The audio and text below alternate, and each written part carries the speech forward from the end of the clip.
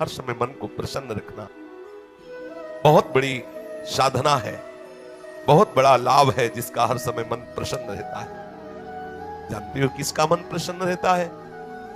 जिसका मन प्रभु से अपनापन कर लिया है।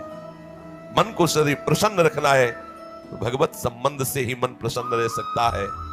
ये मन चंचल क्यों रहता है, अशांत क्यों रहता है? ये जितना विषयों का चिंतन करेगा, जितना नाशवान परिवर्तनशील वस्तु व्यक्ति स्थान का संबंध स्वीकार करेगा, उतने जलेगा, उतने अशांत रहेगा, उतने चंचल रहेगा। त्यागात् शांति अनंतरम, जितना ये सब वस्तु व्यक्ति स्थान का राग त्याग करेगा, उतने शांत हो जाएगा, उतने आनंदित हो जाएगा, उतने प्रसन्न हो जाएगा। मना प्रसादः।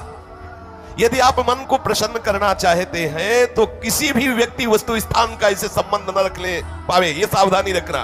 और होता क्या है, बोले चलो मनोरंजन करते हैं। कहां? किसी व्यक्ति में, किसी वस्तु में, किसी स्थान में, किसी द्रव्य में। होता क्या है, मनोरंजन होता नहीं, एक नई जलन, एक नई चिंता, एक नई कामना, एक नई वासना, एक नया फसाव।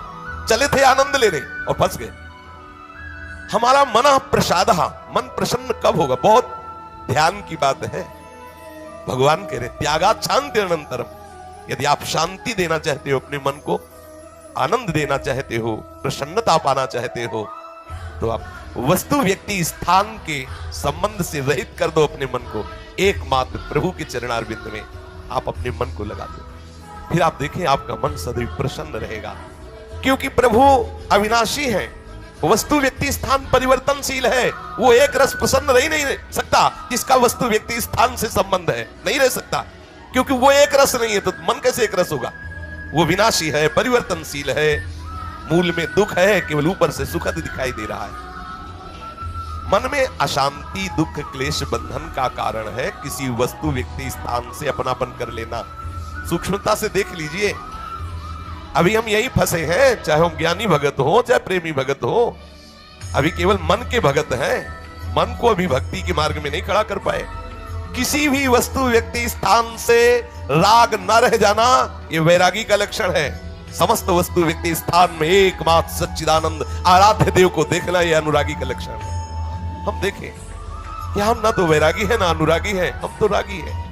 हर वस्तु व्यक्ति स्थान से हम सुख भोगना चाहते हैं। देख लो, अगर ऐसा नहीं तो फिर मन जाएगा ही नहीं। जब तक सुख की लालसा नहीं तब तक मन जाने वाला नहीं।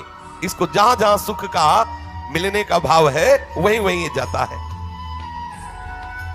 जब धन, संपत्ति, स्त्री, पुत्र, नाना प्रकार की भोग सामग्री, इनमें हम अपनापन कर लेते हैं तो मन हमारा चंचल हो जाता है।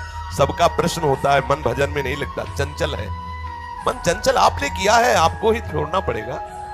आपने वस्तु व्यक्ति स्थान से संबंध कर लिया है, वो चंचल, परिवर्तनशील, नाशवान, वही लक्षण मन को आ रहे। वो आप अविनाशी प्रीतम से अपना संबंध कर लो, देखो कितना आनंद मन में रहता है, कितनी प्रसन्नता रहती है मन। भगवत चरणारविंद का आश्रय लेने वाला हर समय प्रसन्न रहता है, ये पहचान है। भारी से भारी विपत्ति में भी उसका हृदय आनंदित रहता है, क्योंकि ये विपत्ति संपत्ति बाहरी बात है। वो जिस आनंद में मगन है वह न विपत्ति का न संपत्ति का, दोनों का प्रवेश नहीं, न हर्ष न शोक का। इसलिए मना प्रसादः। साधक ध्यान दे संतुष्टः येन केनवा। हर परिस्थिति में मन को प्रसन्न करना सीखे, प्रसन्न रखना सीखे। परिस्थिति में प्रसन्न तभी रह सकते हैं जब भगवत चरणारविंद का आश्रय नहीं। कभी परिस्थितियां किसी को चैन नहीं लेने देती, कभी सहयोग, कभी वियोग, कभी हर्ष, कभी शोक, कभी अनुकूल, कभी प्रतिकूल, कभी मान, कभी अपमान। इसी द्वंद्व में हम पिसते रहते हैं तो मन कहां प्रसन्नता का अनुभव कर पाता है। मन की प्रसन्नता के लिए सांसारिक वस्तु, व्यक्ति, परिस्थिति, देश, काल, घटना आदि को लेकर के हम अपनापन, अहम करके उसे ना माने। जैसे ये व्यक्ति मेरा है, ये वस्तु मेरी है, ये स्थान मेरा है, ये अमुक अमुक मेरे। अब आपका मन प्रसन्न नहीं रहेगा, जलेगा, अशांत रहेगा। अपने स्वार्थ या अभिमान को लेकर किसी का पक्षपात न करना। यदि आप अपने मन को प्रसन्न रखना चाहते हैं तो अपने स्वार्थ की पूर्ति के लिए या अभिमान की पूर्ति के लिए किसी का पक्ष न लेना। किसी का मंगल करने के लिए, किसी को आनंद प्रदान करने के लिए हम भले सलाह दे दें, लेकिन अपना अहंकार पोषण करने के लिए, अपने स्वार्थ की पूर्ति के लिए हम पक्षपात न लें। नहीं, हमारा मन प्रसन्न नहीं रह पाएगा। मन को सदा दया भाव से युक्त रखें, क्षमा भाव से युक्त रखें, दूसरों को कैसे हम सुख पहुंचावें, ऐसे मननशील बने। सदैव सुख देवे को चाव चित सब सोहित निष्काम। सबको सुख पहुंचाऊं लेकिन किसी से सुख पाने की लालसा ना हो, मन प्रसन्न रहने लगेगा। मन में जब दूसरों के हित की भावना होती है तो प्रसन्नता का प्रादुर्भाव होता है। और सदैव मन को प्रसन्न रखने के लिए थोड़ा भोजन पाना सीखें, कम बोलना सीखें, कम सोना सीखें और सदैव भगवान नाम जपना सीखें। अखंड प्रसन्नता आ जाएगी। मानते हैं प्रारब्ध के अनुसार शरीर रोगी हो सकता है, परिस्थिति प्रतिकूल आ गई, संसार ने तुम्हारा त्याग कर दिया, लोग निंदा करते हैं, लेकिन आप प्रसन्न रहेंगे क्योंकि आपने बहुत बड़े करुणा निधान आनंद समुद्र प्रभु का आश्रय ले लिया है। उस आश्रय में जो बाधक भाव है उनका त्याग कर दीजिए। अधिक भोजन करने वाला कभी प्रसन्न नहीं रह सकता। और बड़ी विचित्र ये जिह्वा है, ऊब गए भगवान। रोज इसे पवाओ लेकिन रोज नए नए पदार्थ, पेट बढ़ता चला जा रहा है, मांस पेशियां बढ़ती चली जा रही, कब्ज बढ़ती चली जा रही है और जिह्वा खाते खाते बूढ़ी होने जा रही, फिर भी और खाओ और खाओ, पता नहीं कब तक खाओ खाओ खाओ। भोजन पर साधक ध्यान दे, नहीं तो आनंद का जो विषय मन की प्रसन्नता है वो आप नहीं धारण कर पाएंगे। बोले हित परमित भोजी, थोड़ा सरल स्वाद रहित स्वास्थ्य वर्धक सतोगुणी भोजन पाया जाए। स्वाद रहित भोजन बहुत आवश्यक है भजन मार्ग में, बहुत आवश्यक। ये अधिक मीठा चटपटा खट्टा ये वो सब कामोत्तेजना पैदा करता है, कब्ज बनाता है, मन को चंचल करता है। कई तरह के भयानक ऐसे दोष जो हमारी साधना में हानिकारक है। पक्का समझ लीजिए, ये अनुभूत बात कहते हैं। भोजन जितना सरस होगा भजन उतने चौपट होगा, पक्का समझ लो। ये भोजन बहुत घातक वस्तु है, बहुत घातक वस्तु है। साधक इस बात पर ध्यान दे, ये भोजन हमें मारे डाल रहा है। हमारा जीवन भगवत प्राप्ति के लिए, और ये आज पा लिया वो पा लिया, ये गुलाब जामुन ये लड्डू ये वो, बस बुद्धि में विचलता, भगवत चिंतन रहित और नाना प्रकार की वासनात्मक खेल की कामनाएं कल्पनाएं, ये भोजन के कारण। बहुत आवश्यक है भोजन सुधारना। भोजन नींव है परमार्थ की। जैसा खाओ अन्न वैसा बने मन। तो मना प्रसाद कैसे प्राप्त होगे, क्योंकि आपका भोजन ठीक नहीं है।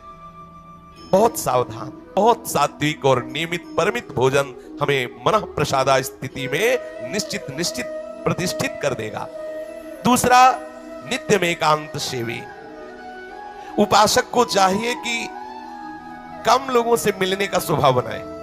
सत्संग सुना या गुरुजनों के पास बैठकर जो प्रश्न उत्तर हुए, बस चुपचाप एकांतवास करने का अभ्यास होना चाहिए। हर समय हम किसी से बात करते रहे, हर समय हम किसी से मिले रहे, हर समय कोई हमारे समीप रहे, तो हमारी अंतर्मुखता नहीं हो। भले वो हमसे बात न करे लेकिन हमारी अंतर्मुख वृत्ति में बाधक हो जाएगा। इसलिए साधक को चाहिए तो एकांत सेवी बनने का स्वभाव बनाए, ज्यादा किसी से बात नहीं कर। वैसे बात करने का नियम तभी रखना चाहिए जब कोई आपसे प्रश्न करे और प्रश्न का उत्तर आवश्यक है देना, उत्तर देने से उसका मंगल होगा तो ही बात करें, नहीं ना करें। बहुत कम जीवन है हमारा, बहुत कम समय है। हम अगर व्यवहार प्रपंच की सत्ता को सत्य मान कर केवल यही हमारा कर्तव्य है, यही ऐसा व्यवहार का निर्वाह करना, तो हम भगवत साक्षात्कार कब करेंगे? कब हमारे हृदय में वो अखंड प्रसन्नता, कब हमारे हृदय में वो अखंड विकलता भगवत साक्षात्कार की होगी? और बोले वाणी से हितकर मृदु वचन बोले, एकांत सेवन करे और नींद भी एक नियमानुसार करे। स्वल्प निद्रा विहारा, स्वल्प सोने का समय बनाए। 24 घंटे में 5 घंटे बहुत है शयन करना, बहुत है, मतलब बहुत हो गया 5 घंटे। 6 घंटे तो उनको जो बहुत शारीरिक श्रम करते हैं, 7 घंटे मतलब खत्म। अब इसके आगे साधक शब्द नहीं लगेगा। 6 घंटे तक तो मतलब बहुत हो गया कि बहुत श्रम करता है, इसलिए ठीक है। 7 घंटे मतलब प्रमाद स्थिति आ गई। 7 के बाद तो प्रणाम है, फिर तो कोई बात ही नहीं। अब आप देख लो किस श्रेणी में आप हैं। उत्तम साधक 4 घंटे में हो जाता है, ठीक है। 5 घंटे, 5 घंटे पर्याप्त है। और जिनको बहुत शारीरिक श्रम होता है वो 6 घंटे। और कुछ तो ऐसे होते हैं कि हर घंटे में झपकी, हर घंटे में आनंद। हाँ, समाधि भाव को निद्रा समाधि स्थिति, व्यास भरोसे कुंवरी के सोत पाओ प्रसाद। सत्संग हो रहा है, थोड़ी ढिलाई हुई, बस गए समाधि में गए। मक्खी बन बुलाए चाहे मच्छर बल बुलाए चाहे महात्मा बन बुलाए, कोई फर्क नहीं पड़ता। अब निद्रा समाधि स्थिति, आओ समाधि भीतर। स्वामी हरदास जी कहते, मनीति उतना डुलाओ, आओ समाधि भीतर। आ गए तो थोड़ा सावधान, कह रहे स्वल्प निद्रा विहारः, और घूमने फिरने का भी एक नियम होना चाहिए। आपकी दिनचर्या एक नियमित होनी चाहिए। यदि आप नियम के अनुसार भोजन, नियम के अनुसार शयन, नियम के अनुसार घूमना और नियम के अनुसार बोलना चालना रखेंगे नियम से, तो आपका मन बहुत शीघ्र भगवत चरणारविंद में लग जाएगा। भगवत चिंतन से मन में प्रसन्नता आ जाती है।